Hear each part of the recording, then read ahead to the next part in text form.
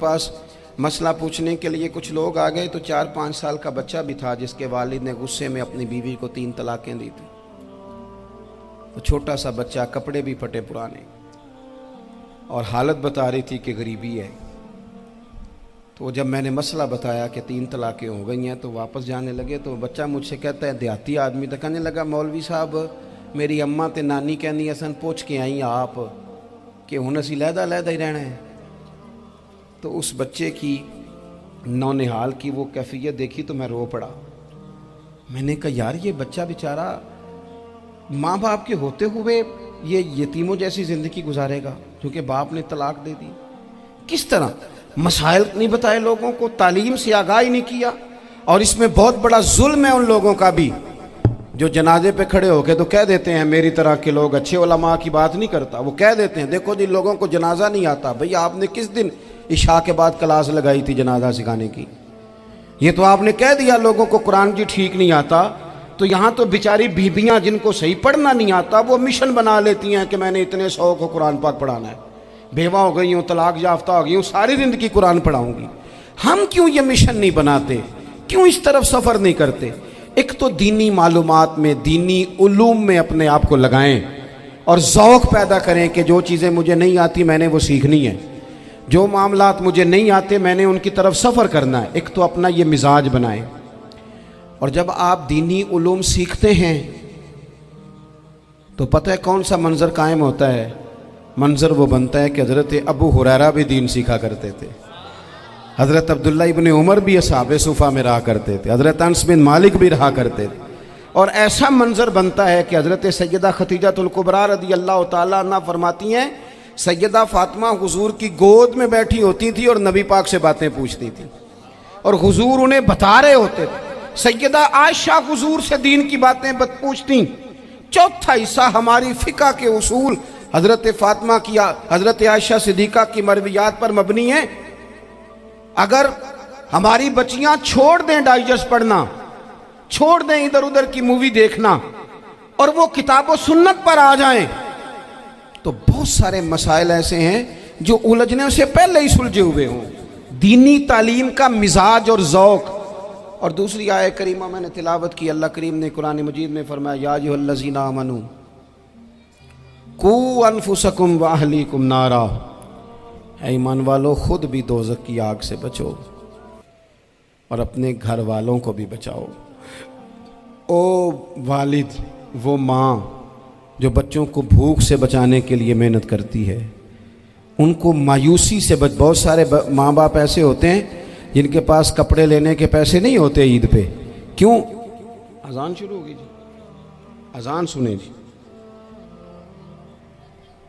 अजीज़ भाई, जिस तरह हम अपने बच्चों को देखें, बहुत सारे माँ बाप के पास गुंजाइश नहीं होती, लेकिन इस नीयत से कि बच्चों के दिल टूट जाएंगे, ईद पे कैसे गुजारा करेंगे, मुश्किल से भी कपड़े ख़रीद के देते।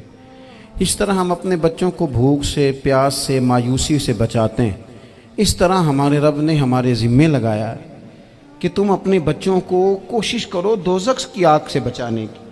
हज़रत उमर फ़ारूक रज़ी अल्लाह तआला अन्हु ने अर्ज़ किया था, या रसूल अल्लाह सल्लल्लाहु तआला अलैहि वसल्लम, इस आया करीमा का माना क्या है? तो महबूब करीम अलैहिस्सलाम ने फरमाया, उमर, जिन चीज़ों का अल्लाह तुम्हें हुक्म देता है तुम अपने घर वालों को उन चीज़ों का हुक्म दो, जिन चीज़ों से रब रसूल तुम्हें मना करते हैं अपने घर वालों को उनसे रोको। अपने घर के अंदर निफाज़े दीन करने की कोशिश करो। मेरे भाई, बहुत ज़्यादा आजमाइश है हमारे घरों में, बेचैनियाँ हैं, इज़्तिराब है, बच्चों में सख्ती है, बहन भाई एक दूसरे के साथ लड़ते हैं, मिजाजों में तलखी आ गई। क्यों भला? इसलिए कि माँ बाप को जो बेहतरीन किरदार और जो हसीन तरीका घर में अपनाना चाहिए था, बच्चे तकरीर बाहर से सुनते हैं लेकिन वो फॉलो अपने माँ बाप को करते हैं। अगर माँ बाप में हौसला हो, सब्र हो, इत्मीनान हो, खुददारी हो, थोड़े पर गुजारा करने का मिजाज हो। देखे ना, आज डिप्रेशन है, टेंशन है, पैनिक्स अटैक्स हैं, बड़ी सारी चीज़ें आ गई हैं। क्यों भला? सब्र नहीं, तहम्मुल नहीं, बुर्दबारी नहीं। आजमाए। एक दिन एक बच्चा मेरे पास आ गया मदरसे का और आके वो रोने लगा میرے گھر والے کہنے لگے کھانا چھوڑ دیں، پہلے اس کی بات سن لے۔ میں نے کہا پتر کیا ہوا، کسی نے مارا ہے کسی استاد نے؟ کہنے لگے نہیں حضرت، گھر فون کیا تھا تو میری اماں اور ابا کی لڑائی ہو رہی ہے۔ بچہ کانپ رہا ہے، ٹانگیں کانپ رہی ہیں۔ میں نے کہا کیا ہو کیا گیا تمہیں پتر، لڑائی ہو رہی ہے تو گھروں میں ہو ہی جاتی ہے۔ کہنے لگے نہیں، آپ کو پتہ نہیں وہ بڑا سخت لڑتے ہیں۔ میرے والد جب میری والدہ کو مارنے کے لیے آگے بڑھتے ہیں تو ہم سارے چار پنجوں کے نیچے چھپ جاتے ہیں، ہمیں خوف آتا ہے، وہ منظر خطرناک ہوتا ہے۔ یہ کون تکلیف دے رہا ہے اپنے بچوں کو؟ یہاں بیٹھے ہمارے ہاں میلوں دور رہتے تھے اس کے گھر والے، تو وہ تکلیف میں تھا، تو گھر میں کیا کیفیت ہوگی؟ اگر حوصلہ ہو، صبر ہو، قناعت ہو، اللہ کے دیے ہوئے تھوڑے رزق پر ہمیں راضی رہنا آتا ہو، ہمارے گھروں میں سکون آئے، اطمینان آئے، ہم جو زندگی بڑی خوشی خوشی گزار سکتے ہیں۔ ہمارے مزاجوں کا لالچ، ہماری طبیعتوں کی بے راہ روی، ہماری جھوٹی انا کا بت، ان ساری چیزوں کو ختم کر دیتا ہے۔ اپنی زندگی کے اندر اگر ہم وہ کردار اپنے بچوں کو دیں جس کردار میں موبائل بھی ہو، جس میں گاڑی بھی ہو، جس میں پیسے بھی لا کے ابا دراز میں رکھتا ہو، لیکن والد کا گھر میں مصلی بھی موجود ہو، اس کی کوئی تسبیح بھی ہو، وہ یہ بھی کہتا ہو کہ خدا نے اپنے فضل سے آج 5,000 دیا ہے تو اس میں 1,000 غریبوں کا بھی ہے، اس میں تھوڑا سا میں نے اللہ کی رضا کے لیے بھی رکھا ہے۔ اگر کوئی مشکل آ جائے تو وہ باپ اور ماں کو صبر کرتا ہوا دیکھتے ہوں، اگر ایک باپ کر بات کرے تو دوسرا برداشت کرتا ہو۔ خدا را اپنی اولادوں کو اس اذیت کا شکار نہ کرو۔ اپنے گھروں کے اندر وہ خودداری، وہ پیار، وہ وقار، وہ محبت، وہ انداز۔ آپ تھکے ہوئے ہیں، کوئی شک نہیں، آپ بہت سارے مسائل کا باہر شکار ہوں گے، کوئی شک نہیں، لیکن آپ باہر سے تھک کے آئے ہیں، اور اگر آپ باہر اپنی فیکٹری کے مالک ہیں اور دفتر کے بڑے ہیں تو گھر میں بھی تو آپ بڑے ہیں نا۔ آپ کی ماں بھی تو انتظار کر رہی ہے، اس نے بھی تو دکھڑا سنانا ہے نا آپ کو۔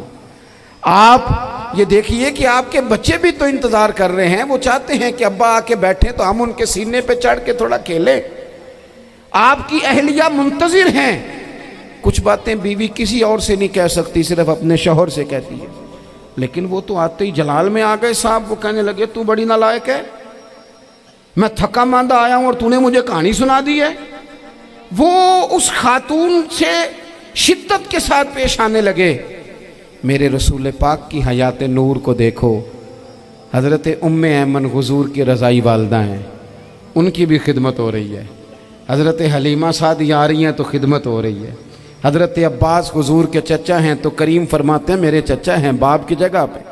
حضور دوست احباب صحابہ غلاموں سب کے ساتھ پیار کر رہے ہیں، 9 ازواج مطہرات ہیں گھر کے اندر، اور کیفیت یہ ہے کہ حضور صرف ان کی ضرورتوں کا ہی خیال نہیں کرتے، خواہشات کا ہی خیال نہیں کرتے، بلکہ میرے کریم کا طریقہ یہ ہے کہ کوئی بندہ آج بول کیا رہا ہے، وہ کہاں کھڑا ہے آج، اس کے جملے کس طرح کے ہیں، اس کا لہجہ کس طرح کا ہو گیا ہے، اور اسے ٹھیک کیسے کرنا ہے۔ محبوب اس کا خیال فرماتے، توجہ کرتے۔ میں کہتا ہوں کہ ہم سب کو شوق آیا ہے آرام کرنے کا۔ میں صبح 11 بجے سے پہلے اپنے گھر سے نکل آیا تھا، اور یہ وقت آ گیا ہے، اور رات کو خدا جانے کس وقت گھر پہنچنا ہے۔ کئی دفعہ کیفیت یہ ہوتی ہے کہ گاڑی سے اترتے ہیں تو پھر دل کرتا ہے کہ کوئی اٹھا کے چلائے نہ کبھی۔ اس کے باوجود بہت سارے لوگ ناراض رہتے ہیں کہ ہم سے مل کے نہیں گئے، فوٹو نہیں کھنچوا کے گئے، فلانی جگہ چائے نہیں پی کے گئے۔ یہ تسلسل ہے، لیکن میں جتنا مرضی تھکا ماندہ گھر جاؤں گا نا، کبھی ایسا نہیں ہوا کہ میں گھر جاؤں تو بڑی ٹینشن میں جاؤں۔ میری گھر والی ایک دن مجھ سے کہنے لگی آپ نے کبھی نہیں کہا کہ میں تھکا ہوا آیا، بندہ تھک بھی تو جاتا ہی ہے نا، کبھی کہاں کرے نا۔ میں نے اسے کہا پتہ کیوں نہیں کہتا؟ اس لیے نہیں کہتا کہ میں نہیں چاہتا کہ میرے بچے یہ کہیں کہ ہم نے دین نہیں پڑھنا، ہمارا باپ تو بڑی مشکل میں ہے۔ ہم اپنے کام کے بارے میں اپنے گھر میں شکوے کرتے ہیں۔ آپ کسی بچے سے پوچھ لیں کون سا کام کرنا ہے، کہ جڑا ابا جی کر دے رہے ہیں وہ نہیں کرنا۔ کیوں؟ کہ ابا جی ہر روز تو کہتے ہیں میں بڑا الجھ گیا ہوں، یہ کام بڑا مشکل ہے۔ میں چاہتا ہوں کہ میں اپنے بچوں کو یہ بتاؤں کہ پتر میں تو جدھر جاتا ہوں پھول ہی پھول ہیں، میں تو جدھر سے گزرتا ہوں محبت ہی محبت ہے، میں تو جدھر سے دیکھتا ہوں دعائیں ہی ملتی ہیں، تاکہ ان کا شوق پیدا ہو۔ میرے عزیز، آپ تھوڑا سا دل بڑا کریں۔ اگر آپ ایک کی وجہ سے پورا گھر سکون میں آ جاتا ہے تو آپ دل بڑا کیوں نہیں کرتے؟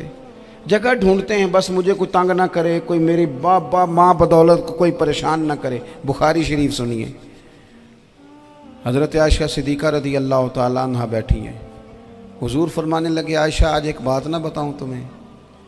یا رسول اللہ بتائیے۔ حضور فرمانے لگے جب تم مجھ سے ناراض ہوتی ہو تب بھی مجھے پتہ چل جاتا ہے، اور جب راضی ہوتی ہو پھر بھی پتہ چل جاتا ہے۔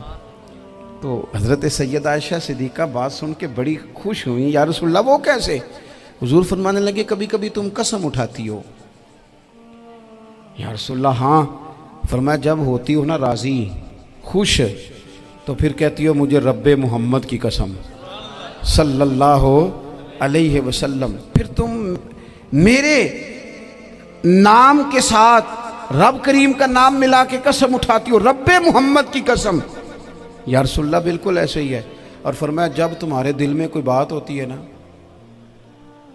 تو پھر تم کہتی ہو مجھے رب ابراہیم علیہ السلام کی قسم، پھر تم رب محمد نہیں کہتی۔